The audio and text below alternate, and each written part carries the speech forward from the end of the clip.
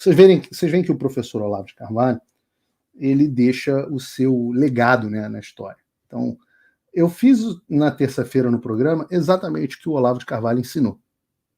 Então, eu peguei a reportagem, que estava todo mundo falando do Bolsonaro na Hungria, etc., e fiz uma coisa que ninguém tinha feito até aquele momento, não sei se alguém fez depois, mas eu peguei lá e mostrei quem eram os jornalistas que tinham escrito. E aí a gente achou o cara do Intercept, gente de ONG internacional, de esquerda, achou jornalista que já foi do governo, e a gente foi atrás do homem que é o cara responsável por esconder a ditadura brasileira, o homem que esconde a ditadura brasileira do mundo. Não precisa saber disso. O New York Times ainda é o veículo que mais repercute. Ele não é o mais lido, mas ele é o que mais repercute. O que sai no New York Times acaba, pelo próprio viés de esquerda da imprensa, né, o veículo de extrema esquerda hoje, o New York Times acaba sendo repercutido pelos outros veículos. Então o que sai no New York Times é levado a sério. E eu também falei aqui, inclusive, sobre o histórico do Times. Falei sobre o histórico do Times. O New York Times é famoso por ter escondido, por exemplo, a ditadura do Stalin. Ou melhor, eu vou além. Ele fez propaganda do Stalin. Eu citei aqui, contei a história do Walter Duranty, que ganhou o prêmio Pulitzer em 1932, cobrindo e encobrindo o governo Stalin, dizendo que estava tudo bem no país, que não tinha fome, que nada disso, enquanto o Holodomor estava acontecendo, o massacre de ucraniano. Depois descobriu que o cara era um agente do Stalin. E isso não é teoria da conspiração, não, pelo amor de Deus. O próprio New York Times reconheceu. Tá? Tá aqui, o próprio New York Times reconheceu. New York Times, sobre Durante, um dos mais famosos correspondentes da sua época, ganhou o prêmio por 13 artigos escritos em 1931, analisando a União Soviética sob Stalin. Correspondentes do Times e outros desacreditaram sua cobertura. Que desacreditaram? Reparem, eu estou no próprio site do New York Times, tá? Só para ninguém achar que é teoria da conspiração. Então, assim, o que esse cara está fazendo não é nem novidade. Ele está fazendo a mesma coisa que o Walter Duranty fez. Esse rapaz aqui, esse Jack Nickas, que diz aqui no perfil dele que faz um jornalismo ético, que as preconcepções dele não ditam a história, que é imparcial, preciso e faz um jornalismo melhor. Ele é muito cheiroso, esse homem, meu Deus. Reporta com empatia e mente aberta. Trata todos os subjects, né, os personagens, com a mesma honestidade e respeito, independente das visões de mundo dele. Será? Aí a gente viu a reportagem que ele escreveu sobre o Bolsonaro e viu que, na reportagem, ele dizia que o Bolsonaro estava procurando asilo, ele dizia que o Bolsonaro estava fazendo isso, estava fazendo aquilo, e depois ele admitiu que não tinha prova nenhuma. Esse é o vídeo passado. Só o corte desse vídeo já teve quase 500 mil de visualizações. Então, você deve ter visto. Né? E eu disse aqui que ele era um militante. Só que depois que eu gravei o programa, viralizou um vídeo na internet mostrando um dueto, que é uma coisa muito bonita. Eu não sei se eu tenho aqui. Não vou ter aqui. Vou ter o vídeo. O dueto entre o Jack e a ministra. Saindo aqui do New York Times, vemos aqui no prédio do jornal uma conversa muito bacana com o ministro da Jack Cultura Nickas, do Lula, Margareth Menezes. Vamos que lá. é o correspondente do New York Times. Olha ele aí. A conversa foi super agradável. Conversa super agradável. Será que a conversa com o Bolsonaro ia ser agradável? Com o ministro... Cadê o Mário Frias? Mário Frias, você teve alguma conversa? Jack Ma já... O Jack Ma... O Jack... Jack Ma é o outro. Esse é o Jack Nickas. O Jack Nickas, Mário, vou te fazer essa pergunta aqui no ar, depois você me responde no WhatsApp. O Jack Nickas, você teve alguma conversa agradável com você? Falamos das políticas públicas. Falou das políticas públicas com você no governo Bolsonaro ou não? teve essa visita bacana. Olha que bonito. Do nosso Times. Ministério, Ó, do Governo do Brasil, ó, Ministério do Governo do Brasil explicando as coisas. Teve essa visita as bacana? políticas da cultura, Políticas para da esse novo mandato cultura. do presidente Lula. Para o novo mandato do Então Lula. é isso aí, um beijo para todo mundo. Estamos aqui trabalhando. Happy birthday to ya. Happy birthday. Happy birthday to you. New York Times, happy birthday to you. Yeah! Que boa! Muito bom, mano. Não, não. Eles Não, são calma. de França. Vamos de novo. Happy, Não, calma que tem um negócio. happy Ó, quero voltar Happy aqui. birthday to ya. Happy birthday. Happy birthday. Não, canta bem. to you. Eu acho que cantou melhor. Jack se devia abandonar o jornalismo e focar na sua carreira musical. Cantou melhor que a Margareth Menezes. Cantou. Vamos de novo. Isso é muito ridículo. Esse é um desses momentos que tem que ficar para a história. Vamos ver aqui de novo. Happy birthday to ya. Happy birthday. Ai, meu Deus do céu. Ó, bonito. Happy birthday to you. Olha o sorriso. Esse é o sorriso do jornalista isento. Mário Frias, eu quero que você me mande uma mensagem dizendo se o Jack Nickas cantou Happy Birthday com você, se teve cobertura do governo Bolsonaro, das ações da cultura. Eu quero saber. Ô, Jack, deixa eu ver se eu entendi um negócio. Isso aqui é uma peça de propaganda do governo federal. Não estou dizendo assim, do ponto de vista figurado, mas do ponto de vista realista também. Porque daqui, ó, é uma propaganda do Ministério da Cultura. Jack, porque eu quero entender um pouco sobre os seus critérios. Deixa eu ver se eu entendi. Eu sou um jornalista perseguido.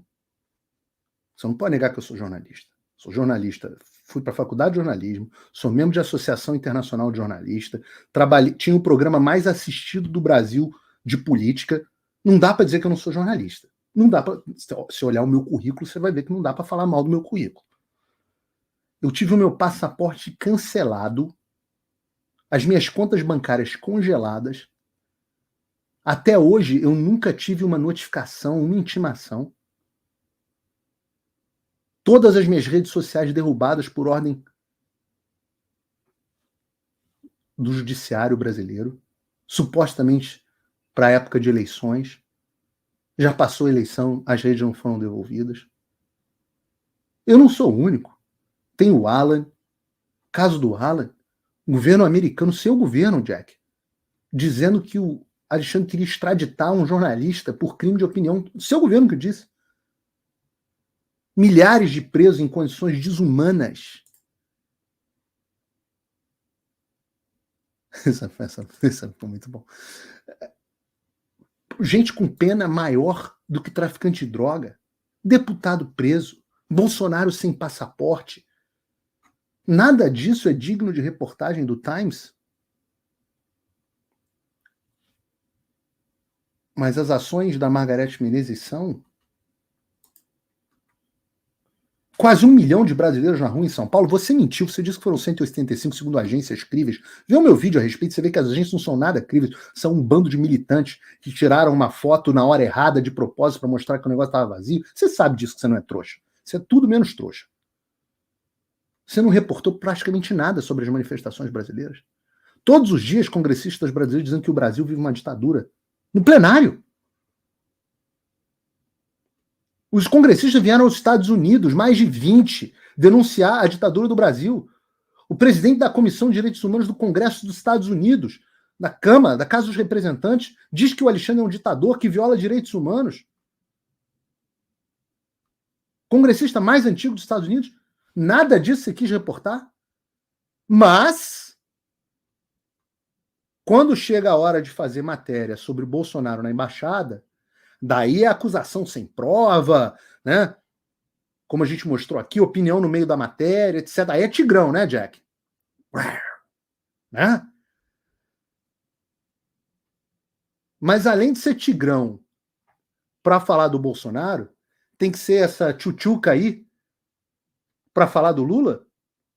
Faz até dueto, mas que gracinha.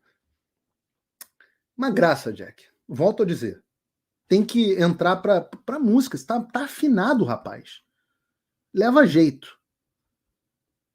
Mas você é cúmplice da ditadura do Brasil. Não adianta se esconder debaixo dessa fleuma. Isso para mim vale porra nenhuma. Pelo contrário. Eu quero que vocês olhem para esse homem sorridente, porque ele é tão culpado quanto o que está acontecendo no Brasil, quanto o Alexandre e companhia. Porque se a imprensa estivesse noticiando o que está acontecendo no Brasil, esses caras não duravam uma semana. Ele é cúmplice. Ele é sucessor do Walter Duranty. Faz a mesma coisa. Passador de pano de ditadura, capacho, agente militante. Tudo isso travestido de jornalista isento. Jack, no Brasil, acabou para você. Acabou. Você está desmascarado, está aqui. Alguém imprime essa foto. Toda vez que o New York Times sair com uma reportagem, esse cara é o chefe do New York Times no Brasil. Toda vez que o New York Times publicar uma reportagem, você tem que olhar para isso aqui. Você está nu, Jack. A gente vai se lembrar de você. Pode ter certeza. Vou falar mais um assunto aqui. A gente ainda tem um tempinho de programa, dá tempo. Eu quero falar sobre eleição americana. Por que eu quero falar sobre eleição americana? Porque essa é a eleição que importa no mundo nesse momento. E eu já falava isso há um tempo. Né? Eu tenho um curso, Fim da América e do Mundo como Conhecemos, explicando como as coisas que vêm dos Estados Unidos desagam no Brasil, etc. Eu uso a política americana para explicar o que está acontecendo no mundo. Mas eu acho que agora as pessoas perceberam. Agora as pessoas viram como o Biden influenciou a eleição brasileira, como ele garantiu, nas palavras do Financial Times, a eleição do Lula. Eu acho que hoje ninguém mais tem dúvida. Se o Trump fosse presidente, o Lula não era presidente.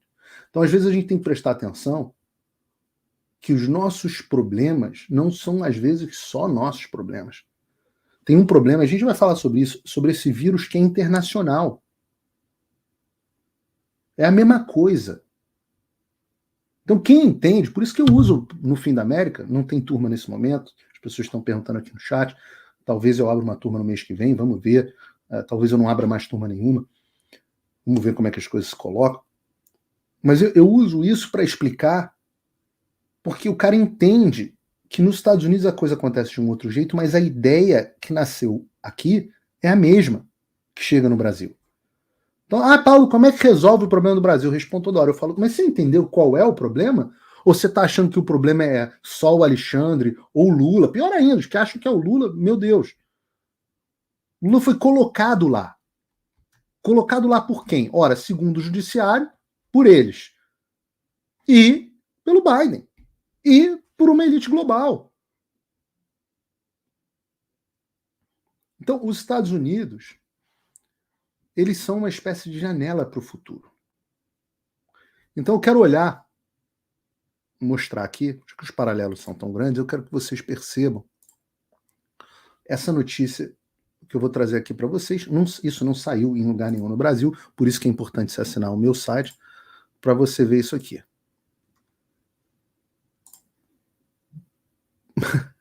Não é essa não. Cadê? É essa aqui. Depois eu vou para outra. Pesquisa aponta condenação judicial do Trump potencializaria a candidatura dele. Então isso aqui é o seguinte, a Harvard, que é a universidade mais de esquerda dos Estados Unidos, então pensa numa pesquisa de esquerda. Eles, com o Instituto Harris, fizeram uma pesquisa que disse que se o Trump fosse condenado por um dos casos que ele está sendo avaliado, que é o tal dos documentos sigilosos, que o Biden não foi nem processado porque o Departamento de Justiça disse que ele estava senil para ser processado, não estou inventando isso, se você não acompanhou a história real, ela fez uma pesquisa, e aí é o seguinte, na pesquisa mostrou que o Trump, caso ele seja condenado, a votação dele sobe. Se o Trump for condenado, ele tem 54% dos votos contra o Biden, 46%. Ou seja, 8 pontos de vantagem. Se não for condenado, essa mesma pergunta fez, em quem você votaria? E aí deu Trump com 2 pontos de vantagem sobre o Biden. E algumas pesquisas mostram uma vantagem menor, outras maior, outras até menor. Tem pesquisa que está mostrando o Biden ganhando um pouco mais espaço, já vou falar sobre isso. Mas a história fundamental não é essa, porque se conecta com o que a gente falou hoje mais cedo aqui, sobre judiciário e credibilidade do judiciário. O que essa pesquisa está mostrando é que se condenam o Trump por crime, ele ganha voto.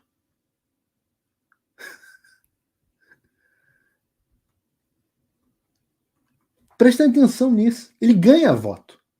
O que vocês acham que está acontecendo com o Bolsonaro com essa perseguição do judiciário? O que vocês acham que acontece com o Bolsonaro se ele for preso no Brasil? Se ele for condenado pelo STF, que tem 17% de credibilidade? O que vocês acham? Vamos lá, vocês que são gênios aí que bolaram esse plano que até agora está dando mais ou menos certo, vocês acham que está. Né? Vocês não conseguem andar na rua, mas vocês acham que o plano está dando certo. Ninguém consegue comprar um pão na padaria, pegar um avião em Roma. Um dia a gente vai ver esse vídeo, o que aconteceu. Mas vocês não conseguem pousar no aeroporto de Miami. Quando vocês não estão com os capangas, então, é pau dentro, pauleira. Mas parece que o plano de vocês está dando certo. 17% de aprovação do judiciário nesse momento, segundo essa pesquisa da Quest que eu mencionei. Vocês que são gênios, o que vocês acham que vai acontecer quando vocês prenderem o Bolsonaro? Não, tô falando sério. Hashtag fica a dica. O Trump, se for condenado, vai subir nas pesquisas. O Trump estava disputando as primárias antes dele sofrer esses indiciamentos todos. Tinha gente que achava que o Ron DeSantis ia ser o candidato. Eu sou da opinião que talvez até alguma direita fosse surgir no Brasil um pouco independente do Bolsonaro.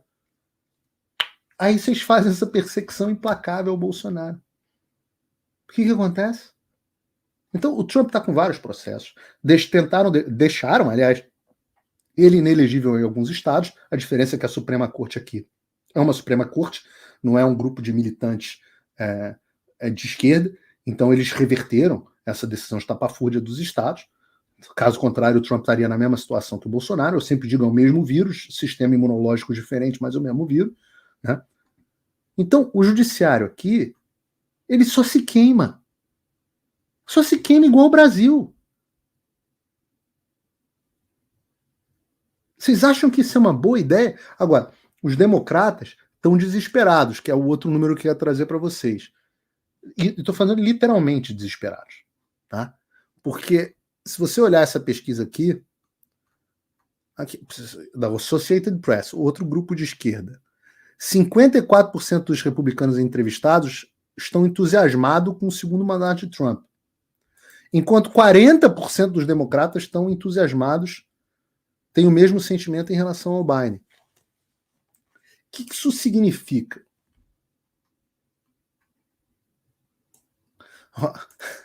Olha isso. A pesquisa também é que 7 em cada 10 democratas usaram as palavras zangado ou medo para descrever como se sentiriam se o Trump ganhasse as eleições presidenciais. Já os republicanos têm um pouco menos do Biden. Um pouco menos de medo do Biden. Eles estão desesperados. Por que essa pesquisa é importante? Porque aqui nos Estados Unidos o voto é facultativo, então a pessoa vota se quiser. Com 40% da base entusiasmada, a chance do Biden ter uma boa votação é baixa. O que impulsiona ele é o medo do Trump. Só que o Trump já foi presidente. E a América ficou muito bem. Então aquele medo começa a se dissipar. E o Biden vai ser candidato, pelo que parece. Uma das notícias que saiu aqui ontem era que o Obama tinha jantado com o Biden, e o Obama meio que manda hoje no Partido Democrata. Então, ao que tudo indica, o Biden vai ser candidato. O Obama disse que vai ajudar na campanha e tudo mais, o medo da volta do Trump é gigantesco. A imprensa até bateu no Joe Biden um tempo, na expectativa de que ele fosse colocado para fora e um candidato de esquerda mais radical que o Biden fosse colocado. Né? A imprensa está vendo que os números do Biden são muito ruins, e quando bateu nele, os números dele pioraram, porque até os eleitores dele assistem à imprensa. Mas agora que parece que ele vai ser candidato, que está com a bênção do Obama, etc., a imprensa começou a dar uma trégua e o Biden deu uma recuperada nas pesquisas. Não é preocupante, porque o Trump continua na frente na maioria das pesquisas e, além disso, pesquisas têm sempre um viés de esquerda. E aí a gente tem que pensar, né? Pô, e se o Trump ganha nos Estados Unidos, né? Se foi o Biden que garantiu a eleição do Lula, e se o Trump ganhar? A gente pode sonhar. A gente pode sonhar. Xandão, reza aí, acende uma vela. Para quem é que você acende vela? Que eu não sei. Mas faz a tua reza aí para o Trump não ganhar. Porque se ganhar... Ai, ai, ai.